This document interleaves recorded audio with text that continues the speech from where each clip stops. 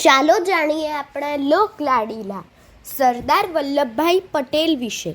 બાળકોના સરદારમાંથી લેખક શ્રી મુકુલભાઈ કલારથી. આપ સાંભળી રહ્યા છો શાબ્દીના સ્વરમાં. ક્લોરોફોર્મ વિના ઓપરેશન. સરદાર બેરિસ્ટરનો અભ્યાસ કરવા વિલાયત ગયા હતા. ત્યાં તેઓ ખૂબ ચીવટથી અભ્યાસ કરતા હતા. એવામાં એક દિવસ સરદાર સ્નાન કરતાં કરતાં ચક્કર ખાઈને નીચે પટકાઈ પડ્યા.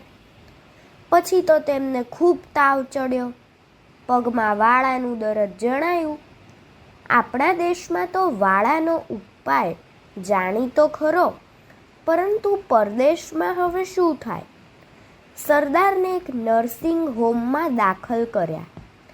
ડાક્ટરે સલાહ આપી, આના માટે ઓપરેશન કરવું પડશે. સરદાર તો એ માટે તૈયાર જ હતા.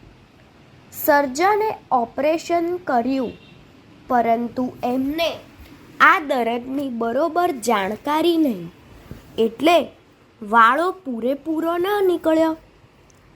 સર્જને બીજી વાર ઓપરેશન કર્યું, તેથી તો દર્દ ઉલટું ખૂબ વધી ગયું અને ધનુર્ધાયું. પેલા સર્જને ખૂબ વિચાર કરીને જણાવ્યું, આના માટે એક જ ઉપાય છે. જીવ બચાવવો હોય તો પગ તરત કાપી નાખવો પડશે. સરદારને આ વાત ગમી નહીં. દેશમાં પાછા આવીને બેરિસ્ટ્રી કરવી હતી. એ લંગડા પગે કરવાની કાંઈ શોભે? સરદારે પોતાના ઓળખીતા ડૉક્ટર મિત્રના એક પ્રોફેસરના હાથે ફરી ઓપરેશન કરાવવાનું વિચાર્યું. એ પ્રોફેસરે પગ તપાસીને સૂચવ્યું, ઓપરેશન કરતી વખતે બેભાન કરવા માટેનું ક્લોરોફોર્મ ન લો તો સારા થવાનો સંભવ છે. સરદારે જરા અચકાયા વિના કહ્યું, મારે તો ક્લોરોફોર્મ લેવાની જરૂર જ નથી.